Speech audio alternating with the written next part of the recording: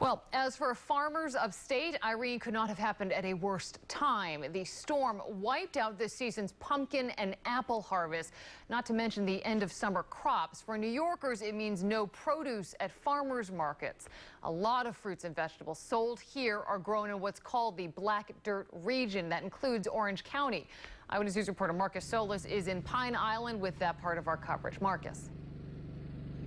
And Liz, behind me, onion fields. You can see they tried to stack and box some of the onions before the floodwaters moved in, but much of it is underwater, and some of the onions just washed up along the road we're standing. All of this is virtually a total loss. Onions are supposed to be picked out of the ground, not fished out of a lake. Instead of harvesting, farm workers are cleaning up. This is without a doubt a devastating, catastrophic disaster. I don't know what FEMA's waiting on. Orange County has not yet been declared a federal disaster area, but the rains from Hurricane Irene sent the Wallkill River rushing over thousands of acres of what's called the Black Dirt region, an area of fertile soil that produces almost 10% of the onions in the East Coast. Chris Pawelski was looking forward to a harvest worth about $400,000. It would have helped offset the $60,000 in loans he took out after prior floods.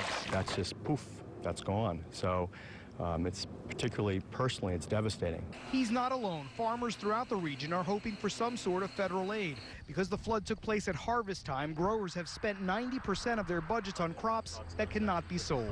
There's crop insurances, but again, these things take time.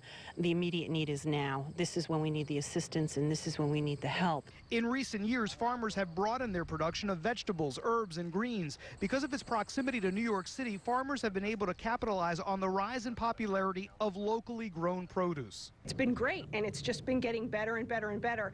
And so now this is going to be a little ding to that, because we're not going to have as much product as we'd like to have for the next couple of months. Shorter supply, of course, means higher prices. Now, for the farmers, this is considered a 50-year flood. The problem is this is the 6th 50-year flood they've experienced since 2005. And we're live in Pine Island. Marcus Solis, Channel 7, Eyewitness News.